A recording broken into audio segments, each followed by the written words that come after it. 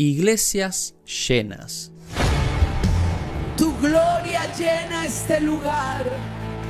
¿Alguna vez entraron a un templo donde parecía que no cabía ni un alma más de tanta cantidad de personas que asistían? O quizás en tu propia iglesia o alguna iglesia que visitaste, viste que todos los asientos estaban ocupados. Yo he visitado muchas y ahora te contaré los momentos que Dios me permitió vivir. Así que sentate, acomódate bien, porque hoy vamos a hablar de verdades que yo sé que muchos de ustedes estaban esperando por los comentarios que he leído, pero que también se encuentran en la palabra de Dios y en algún momento se deben hablar. Porque Dios nos va dando más luz a través de su palabra y no podemos esconderla, no podemos desaprovecharla. Hace unos días hablamos sobre las iglesias vacías, templos pequeños o grandes, pero con pocas almas. Y comenzamos a enumerar los motivos por lo cual una iglesia o una congregación o grupo puede estar compuesto por pocas personas y no hay crecimiento. Si no viste el material, te lo voy a dejar en el primer comentario de este video. Pero también tenemos que hablar sobre las iglesias llenas. ¿Cuáles son los motivos por los cuales un templo puede llenarse de hermanos y crecer constantemente hasta que ese lugar queda chico y tienen que expandirse de continuo o levantar otras iglesias hijas? Hablaremos de los motivos buenos bíblicos, pero también mencionaremos los motivos malos bíblicos, porque hay que hablar de algo que nos está engañando la vista también. Hoy vemos lugares abarrotados, templos donde no cabe un alma más, y nos hemos creído el cuento de que lleno significa bendecido. Se cree a menudo que lleno es sinónimo de positivo, bueno, y en muchos casos no es así, hermanos. Alguno puede pensar que donde hay un lugar repleto de gente, por consecuencia, allí debe enseñarse la verdad. Pero cuidado, porque hay una diferencia abismal entre una multitud que sigue a Cristo y una multitud, una muchedumbre que se amontona por sus propias conveniencias.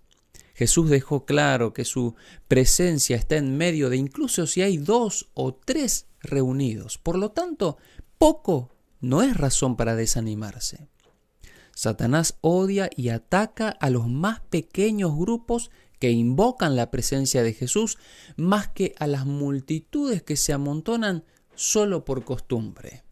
Hoy vamos a desmenuzar esta realidad desde el crecimiento glorioso que viene del Espíritu Santo hasta el triste espectáculo de iglesias que se llenan porque rebajaron la norma, porque cambiaron el arrepentimiento por el entretenimiento y la cruz por una promesa de una billetera gorda.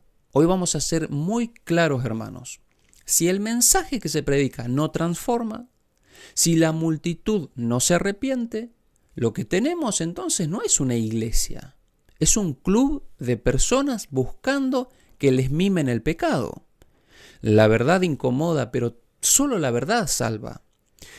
El primer punto que debemos reconocer es que Dios puede y Dios desea que muchas personas, si es posible todos, lleguen al conocimiento de la verdad. En el libro de Hechos leemos que cuando se hace el trabajo bíblico, como resultado ocurre lo siguiente. Así que los que recibieron su palabra fueron bautizados y se añadieron aquel día como 3,000 personas. Y el Señor añadía cada día a la iglesia los que habían de ser salvos. Hechos 2, 41 y 47. Ese es el crecimiento que nos hace llorar de gozo. Es cuando el pescador echa la red, pero no usa carnada de azúcar, sino el anzuelo del arrepentimiento.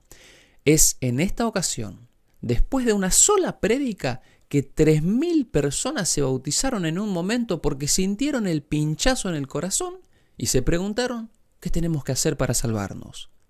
No se añadieron porque les prometieron un carro de lujo o porque la música estaba buena. No se añadieron porque el predicador era un orador experto. Se añadieron porque vieron su miseria y encontraron la gracia de Dios. Este es el crecimiento bíblico, hermanos. El poder del Espíritu Santo obrando, pero lamentablemente no siempre es así. Cuando Cristo es levantado, Él mismo atrae a todos hacia sí. Ese crecimiento es puro, es sólido y es el que deberíamos estar experimentando en nuestras iglesias y buscando de rodillas. Una iglesia llena de gente que ama la santidad es el mayor milagro que puede haber en la tierra. Sin dudas, si los hermanos perseveran en la oración, si buscan de corazón recibir el Espíritu Santo y se vacían del yo, ocurre lo mismo que se vivió en la iglesia primitiva. Consagración, hermanos, dedicación, oración y testificación es la clave. Pero hermanos, aquí viene lo que duele decir. La Biblia también nos advirtió que vendría un tiempo peligroso. Pablo le dijo a Timoteo lo siguiente: porque vendrá tiempo cuando no sufrirán la sana doctrina, sino que teniendo comezón de oír, se amontonarán maestros conforme a sus propias concupiscencias. Segunda de Timoteo 4:3. Presten mucha atención a esa palabra que utiliza Pablo. Se amontonarán. Así como en tiempo de Nabucodonosor, la nación se amontonó para adorar una estatua. Así como incluso el pueblo de Israel, cuando Moisés se fue a la montaña, dice la palabra de Dios que todo el pueblo se levantó contra Aarón y pidieron un Dios a quien adorar. El pueblo reunido pero con un fin idolátrico. Así como una multitud persuadida por malos líderes pidieron la liberación de Barrabás y al mismo tiempo la muerte de Jesús. O así como la gran ramera del Apocalipsis dice que está sobre mucha nación, su dominio se extiende sobre los pueblos, sobre las lenguas. Entonces, multitud no siempre es sinónimo de bendición. No siempre se debe al poder del Espíritu Santo. Hay lugares que están repletos de gente, pero no es el Espíritu quien las atrajo, sino el comezón de oír. Es gente que busca que alguien les diga: ¿estás bien como estás? No hace falta que cambies nada. Enseñando que el pecado es solo un error de perspectiva y que Dios es un abuelo bondadoso que no te pide que rindes cuentas. Entonces te endulzan el oído, te sentís halagado y a nuestra carne le encanta eso. Emociones, música fuerte, promesas increíbles y como resultado nunca querés irte del lugar porque siempre te sentís bien. Hermano, yo solía pasar frente a un templo lleno. Digo templo porque para mí eso no era una iglesia. Iglesia es donde están 2 o 3 reunidos en el nombre de Jesús. Iglesia es el conjunto de personas identificados como discípulos que se aman los unos a los otros. Pero el templo que yo veía no era iglesia. Cierta vez entré para hablar con ese líder. Miré unos minutos el culto, no se abría la Biblia para nada. El pastor parecía que estaba en un trance, estaba gritando al aire, la gente balbuceaba, algunos se arrojaban al suelo. La música casi que te impedía oír al pastor, aunque luchaban por ver qué volumen estaba más alto que el otro. El pastor hacía algo que me llamó la atención. Él tenía un perfume en la mano y rociaba los bolsillos de la gente con perfume. Y todo bolsillo que quedaba perfumado, luego les decía que atraía así la bendición económica. Todos se amontonaban en el púlpito para recibir el perfume. Al mismo tiempo debían vaciar sus bolsillos, es decir, sacar todo el dinero y dejárselo en el altar al pastor, porque si no, en lugar de prosperar, se hundirían en la pobreza. Por eso les digo, hermano, eso no era una iglesia. El lugar estaba repleto. Enseguida los diáconos vieron mi mirada de preocupación, de asombro por el terrible circo que estaba presenciando y me sacaron del lugar. Hemos cambiado la verdad que libera por la mentira que entretiene. Si usted llena un estadio prometiendo milagros económicos y éxito terrenal, usted no está ganando almas. Usted está alimentando la codicia de la gente. Una iglesia llena de gente sin arrepentimiento es solo un cementerio con luces de colores. Seamos directos, hermanos. Muchas iglesias hoy están llenas porque rebajaron la vara. Es más fácil llenar un salón si quitas la palabra sacrificio, si borras la palabra obediencia, si dejas de hablar de juicio. Desde que se dejó de enseñar sobre el arrepentimiento y se comenzó a decir a los gritos que vas a ir al cielo, no importa cómo vivas, los lugares comenzaron a rebalsar de gente. Hemos convertido el evangelio en un producto de mercado. Si el cliente quiere espectáculo, le damos luces. Si el cliente quiere sentirse bien, le damos frases de motivación. Escucho a menudo, hagamos el culto más entretenido porque si no los jóvenes se nos están yendo de la iglesia. Seguramente lo habrán escuchado, lo habrán pensado. Y el joven satisfecho de que cada vez que anda flojo, los líderes le cambian el canal para que se sienta cómodo dentro del templo. Pero el evangelio no es para que te sientas bien. Es para que seas libre del pecado, de la culpa. Es para que salves tu alma del infierno. Es para que salves tu alma de la condenación eterna. El evangelio verdadero es para que conozcas a Cristo. Para que seas una nueva criatura, experimentando lo que es nacer de nuevo. Y la verdad a veces duele. La espada que nos penetra parte el alma, dice la palabra. Porque quiere desarmarte para ser una nueva criatura. Y eso duele. Si no creen, pregúntenle a Nicodemo. Nicodemo daba vueltas con el maestro, no quería morir a sus conceptos. Nicodemo se fue de noche en una entrevista con Jesús, no quería que lo vean. Era difícil para él como maestro humillarse de esa manera. Gracias a Dios que el evangelio tocó su corazón y él se sintió atraído por Jesús. Jesús dijo lo siguiente: entrad por la puerta estrecha, porque ancha es la puerta y espacioso el camino que lleva a la perdición, y muchos son los que entran por ella. Mateo 7:13.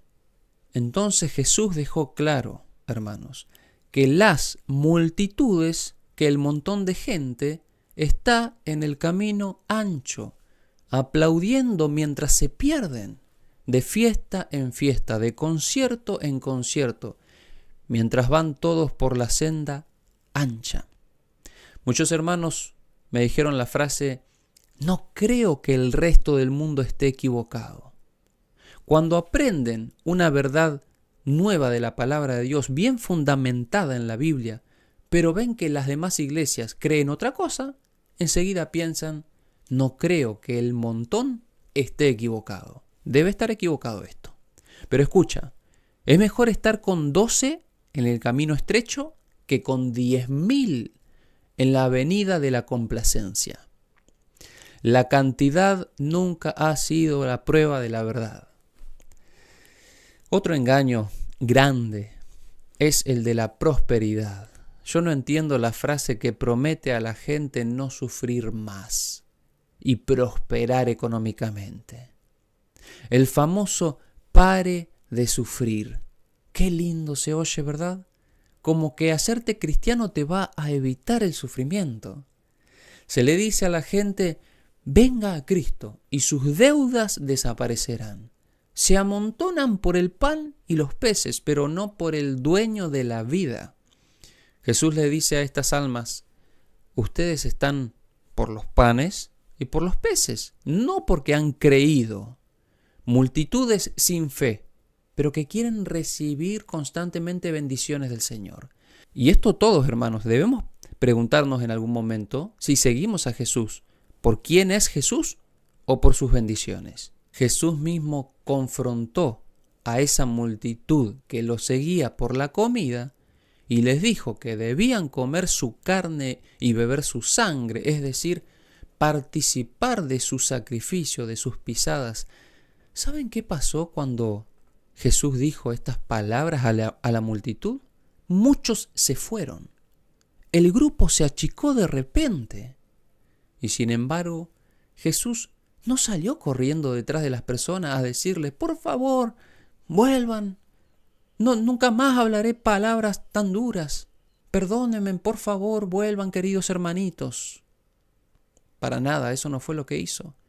Así dice la Escritura. Desde entonces, muchos de sus discípulos volvieron atrás y ya no andaban con él. Dijo entonces Jesús a los 12, ¿queréis acaso iros también vosotros? Le respondió Simón Pedro, Señor, ¿a quién iremos? Tú tienes palabras de vida eterna. Juan 6, 66 al 68. Queda claro que Jesús prefiere la calidad de la entrega sobre la cantidad de la concurrencia. Si para llenar el templo tengo que dejar de predicar la ley de Dios, entonces ese templo ya no es de Dios. Es un monumento al orgullo humano. Donde no se predica la ley de Dios, no hay conocimiento de pecado.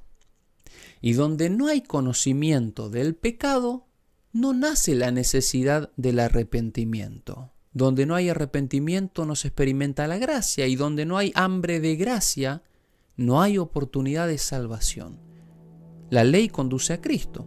Hermanos, la verdadera medida de una iglesia no es cuántas personas entran al templo el fin de semana, sino cuántas personas son iglesias y salen transformadas a vivir el resto de la semana como Cristo vive. No se deje engañar por los números. La Escritura dice lo siguiente: no con ejército ni con fuerza, sino con mi espíritu, ha dicho Jehová de los ejércitos. Zacarías 4:6. Si su iglesia es pequeña, pero predica el arrepentimiento, predica el evangelio y vive en unidad, usted tiene algo mejor que una mina de oro allí. Si su iglesia es gigante, pero se tolera el pecado, se adora al hombre y se predica un evangelio light, usted tiene una tragedia vestida de éxito. Por eso no busquemos amontonar gente en un lugar. Busquemos rescatar almas. La provisión de Dios es suficiente para llenar los cielos, pero Él solo llena las redes que son resistentes a la verdad bíblica. Yo prefiero 1000 veces un rincón con la presencia de Dios que un palacio lleno de gente que no conoce el temor del Señor. Y termino con lo siguiente: el tiempo se acaba, las señales están allí. El mundo necesita una iglesia que sea columna y baluarte de la verdad, no una que sea espejo de sus propios deseos. Usted no debe preocuparse si la banca está vacía. Si la palabra que sale del púlpito es la espada de doble filo que corta el pecado, deje que la palabra entonces haga su trabajo. Porque Dios no nos llamó a ser exitosos según el mundo. Nos llamó a ser fieles según su palabra. Por eso deje de mirar el conteo de personas y empiece a mirar el fruto de la santidad. Porque al final, cuando el maestro regrese, no preguntará cuántas sillas llenaste, sino a cuántos enseñaste a cargar con su propia cruz y seguirlo. El cielo se llena con los que vencieron el pecado, no con los que se amontonaron a festejar. ¿En qué tipo de iglesia está usted? ¿Es una donde Dios añade a salvos o es una donde simplemente se amontona gente? Piense bien en eso. Que Dios te bendiga y, como siempre digo, es un privilegio y es una responsabilidad para mí compartir la palabra de Dios contigo. Gracias por tu tiempo y me gustaría leer la situación de tu iglesia.